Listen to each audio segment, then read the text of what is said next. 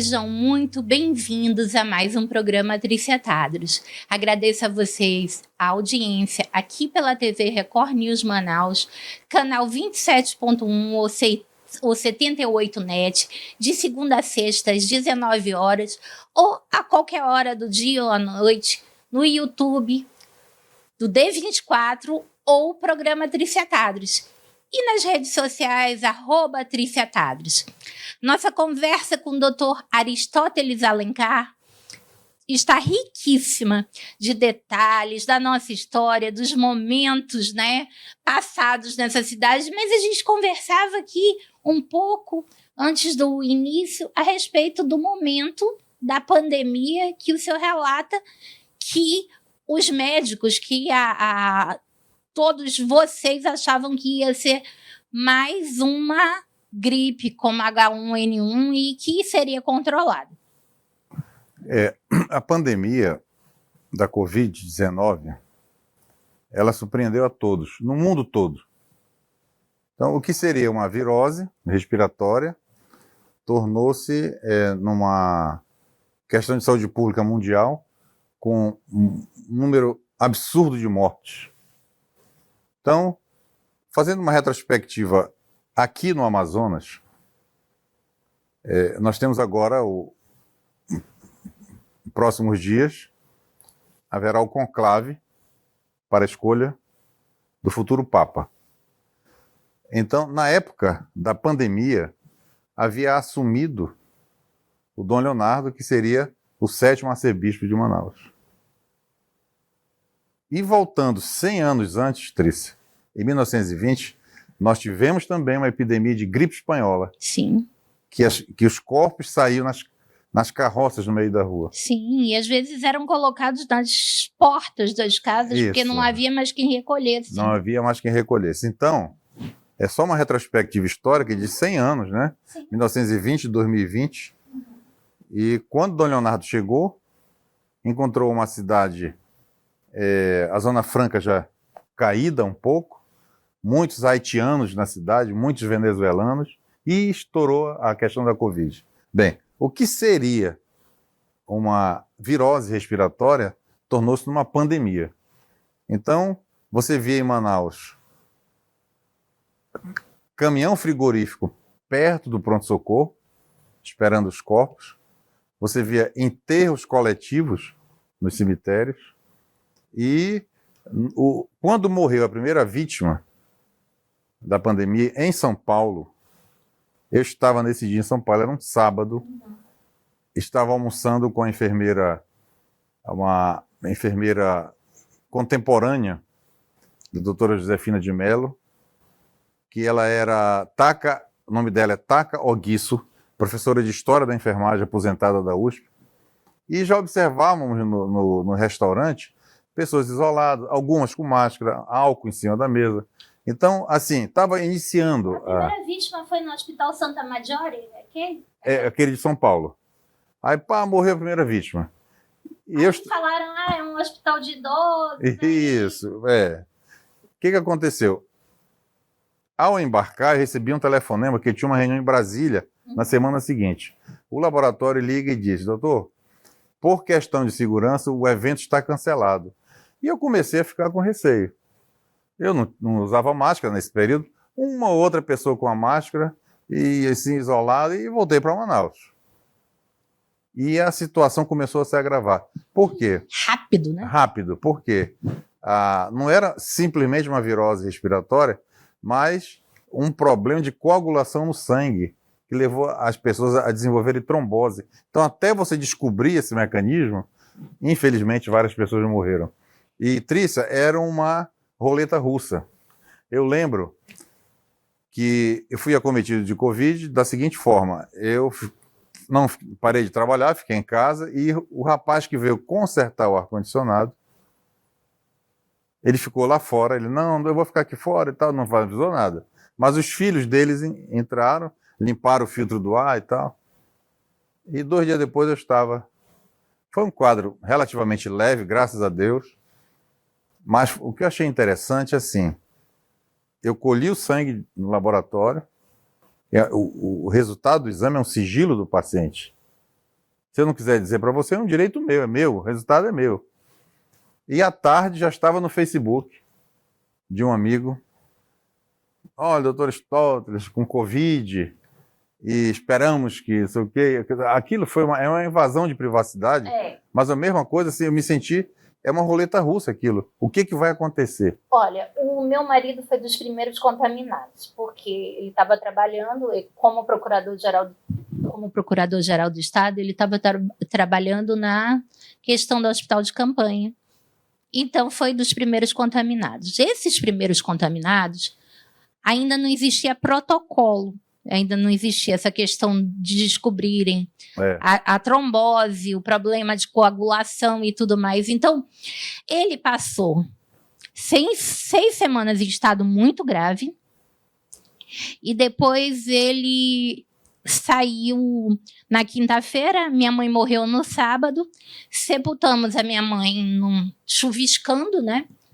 Porque era a véspera do Dia das Mães, quando ela se foi. Ela fez aniversário na sexta, faleceu no sábado, no domingo era Dia das Mães. E ele teve uma recaída, voltou para o hospital, passou mais 2 semanas. E assim, naquele momento, a sensação que eu tinha é que nós tínhamos um grupo de amigas que estavam com os maridos internados. Parecia que a primeira onda tinha predileção pelo sexo masculino, né? A segunda onda não foi totalmente democrática. E a sensação que nós tínhamos é que nós éramos viúvas de guerra, né? Nós estávamos ali para se voltasse, se não voltasse, nós não sabíamos, né? Então, eu me lembro que eu fiquei, nesse período, costurando máscaras, porque não havia máscaras para vender, costurando EPIs, né? Principalmente para os amigos médicos, EPI em TNT, né? Vários amigos médicos que não tinham como se proteger, né? Foi o que fez com que o tempo fosse passando e a minha mãe ainda estava viva, né? Que ela morreu logo depois que ele saiu. Foi quando ela foi contaminada, não por ele, mas provavelmente pela enfermagem que circulava, né? E aí, o que aconteceu? Aconteceu que era um emprego, né? Era como se fosse um emprego, você se dedicar o dia inteiro a tentar ajudar as pessoas que estavam doentes. Voluntariado, né? E no final do dia, quando se assistia à missa no Facebook, vinha a notícia das pessoas que tinham falecido naquele dia. E era uma coisa muito triste. Tanto que essa morte desse Papa, né, que causou sofrimento e, gente, quem não é da religião católica, eu queria que vocês entendessem o luto dos católicos e respeitassem o sofrimento dos católicos nesse momento, porque tem gente passando grupo de histórias falando que o Papa era de um grupo de esquerda, ou disso ou daquilo, enfim. A gente tem como uma das memórias mais emocionantes o momento que o Papa faz aquela bênção especial, né? Na praça absolutamente vazia, né? No momento que a gente estava vivendo aqui em Manaus um período tenebroso. Terror, verdadeiro terror. O terror, porque a segunda onda foi muito pior do que a primeira, né, doutor? E o Papa, ele ligou para o Dom Leonardo, ligou para o arcebispo, sim, porque Manaus virou notícia no mundo todo. E, infelizmente, Trícia, aí surgiram também grupos de profissionais, principalmente de saúde, que procuraram ganhar dinheiro em cima dessa situação. Então isso entristeceu um pouco o que deveria ser uma lição para o ser humano, para reavaliar o seu papel no universo, a sua insignificância no universo, porque nós não somos absolutamente nada, que às vezes a pessoa se acha, e nós vimos muitas queixas de pacientes que não tinham acesso, não tinham dinheiro para chegar perto do tratamento. Não, quimicamente, nós não somos nada mesmo. Nós somos o que? Água e carbono. Quimicamente, nós não somos nada, né? E, digamos assim, socialmente, a gente só é alguma coisa se fizer pelo próximo. Pelo próximo. Senão, a gente passa aqui... vem aqui ao mundo a passeio, né? E a fragilidade da vida nesse momento de pandemia deveria ter ensinado a muita parece gente. Que não. Parece que não ensinou a tanta gente, não ensinou, né? Não ensinou, Determinados planos de saúde mais populares, né, não atenderam sequer uma vítima de Covid. Encaminhavam para a rede pública. E, por exemplo, as próprias lojas de equipamentos médicos majoraram os preços. As drogarias aumentaram os preços. Mas também o fornecedor aumentou muito.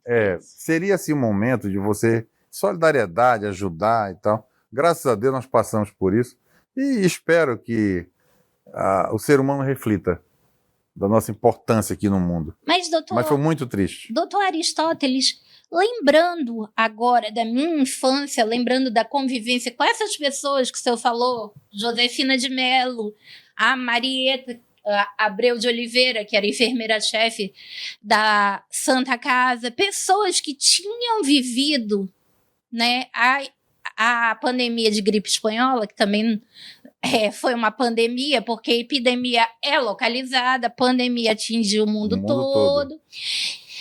Nós tínhamos, como o senhor com certeza, tínhamos o hábito de... existia sempre uma pia na entrada da casa, né? As pias não ficavam escondidas nos toaletes. Nós sempre tínhamos hábitos de higiene, de lavar as mãos ao chegar em casa, de trocar os sapatos por chinelos. Hábitos que as pessoas foram perdendo ao tempo. Eu vou pedir um minutinho de comercial, a gente vai falar mais sobre isso. Voltando, por que foi que as pessoas relaxaram, né, esses métodos de higiene e de saúde? A gente volta já já.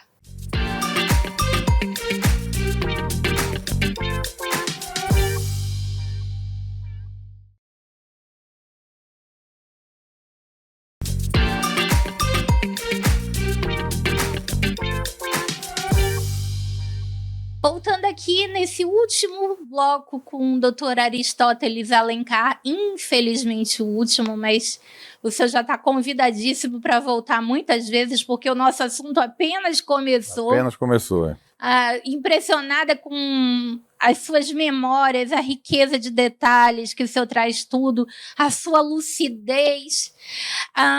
Mas a gente falava a respeito dos hábitos de higiene, de preservação da saúde, que nós tínhamos lá na infância, né? Que as casas antigas sempre tinham um lavatório na entrada, que todo mundo lavava as mãos até a região do cotovelo, que roupa de rua não ficava em casa, que calçado de rua não entrava em casa. Isso perdurou, sei lá, até os anos 70, 80, quando começou a inchar a cidade, né? E por que será que as pessoas abandonaram esses hábitos? Olha, eu não sei se é importação de costumes externos, né? Porque quando os colonizadores chegaram, os portugueses chegaram, eles se admiraram da quantidade de banhos que os indígenas tomavam. Esse pessoal parece anfíbio, só vive na água. É verdade. Entendeu? Porque os europeus, talvez até por questão de clima, eles não têm um hábito assim de tomar banho. E nós gostamos de banho. Nós gostamos de banho. A diferença é essa, entendeu?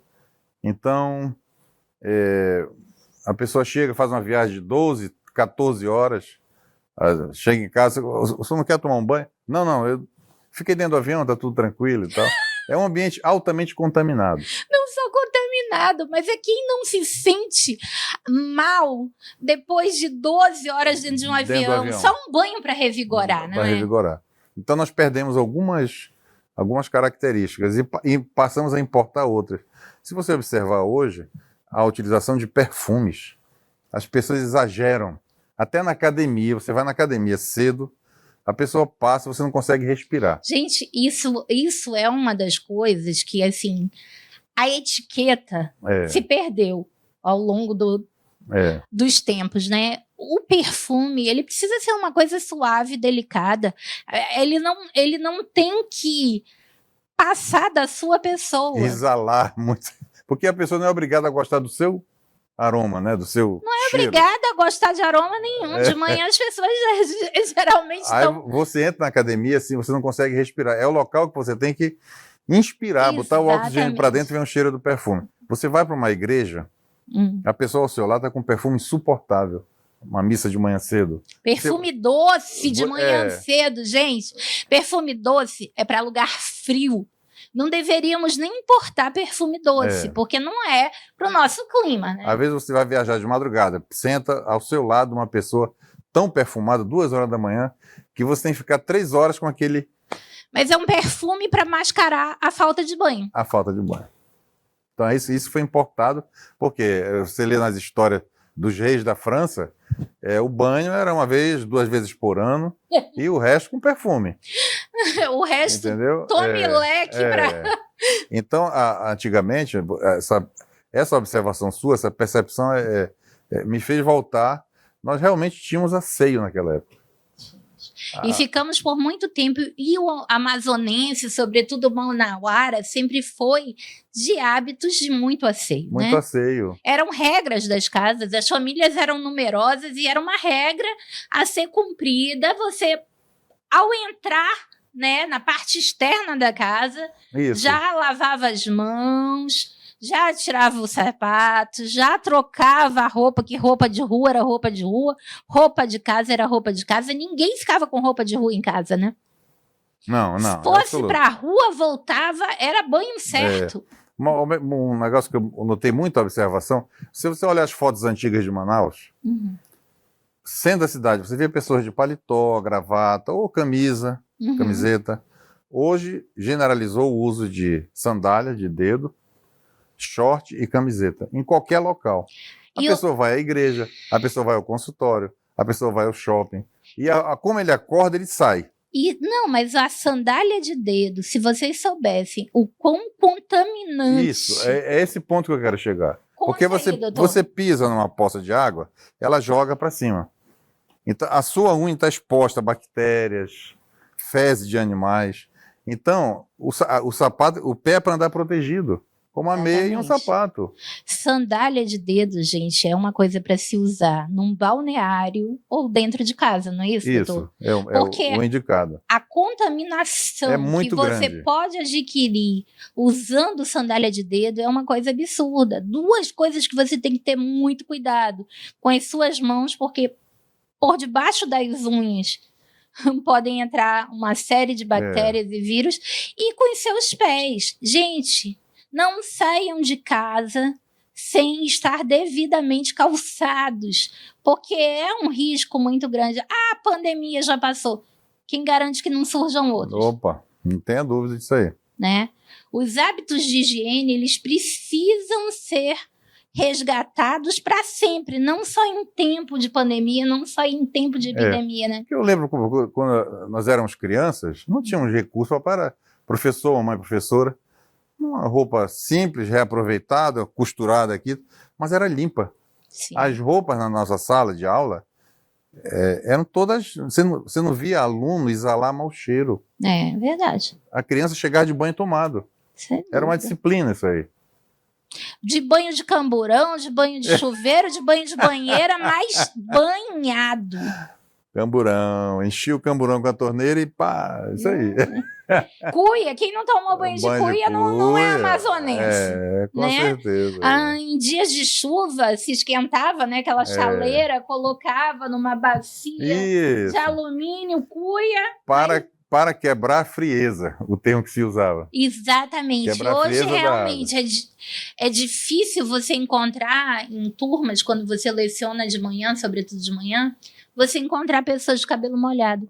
É muito difícil. As pessoas não se banham mais de manhã. Né? Teresa, mudou muito. Eu, pelo menos, eu tenho assim eu não critico, né? Por exemplo, eu gosto de fazer a barba todo dia. Papai fazia a barba. Sim. Então, assim, não sou contra o indivíduo a pessoa que tem a barba grande cuida, é uma coisa. Agora Mas cuide da sua barba. Você vai atender um paciente com a barba de 2 dias sem fazer. Se o paciente olha assim, rapaz, o cara nem se cuidou, será que ele cuida de mim? Entendeu? É um hábito de fazer a barba, se arrumar. Se você deixar a barba crescer, cuide bem dela. Porque uma barba bem cuidada é bonita. Sim. Não tenha dúvida disso. Uhum.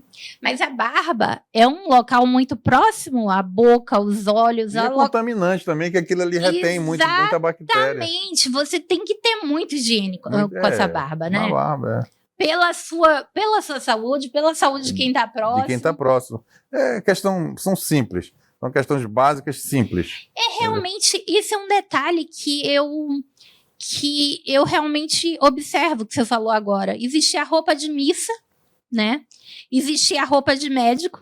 Você tinha roupa específica para ir ao médico, né? Isso aí. Você se trajava adequadamente para aquele local, né? Sapato fechado, roupa que não ficasse exposta muita coisa, porque a roupa de ir ao médico é uma roupa para uma certa proteção, porque alguns vão estar doentes, né? Hoje não existe mais nada, né, disso. A roupa que foi à praça, ao parque... Ele dorme, acorda e sai com ela. Sai com ela. E também, eu não entendo, assim, numa cidade com tanta água, com tanto sol, qual a dificuldade de se lavar roupa? Me diga, doutor. Complicado.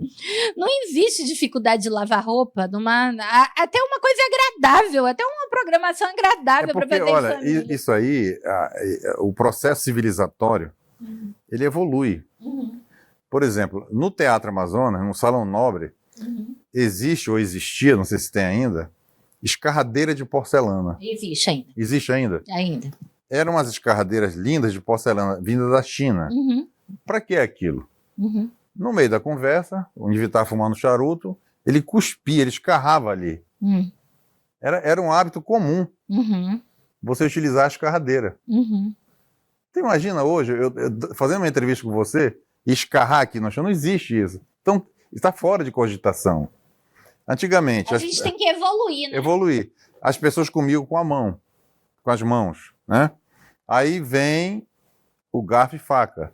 Aí os chineses dizem, os ocidentais, parece que vão para a guerra com garfo e faca. Nós temos que comer com palito, mas não comem com a mão, eles comem com palito. Tudo bem, comem com palito e nós comemos com talheres, né? Então, se você observar esses códigos de etiqueta, eles evoluíram.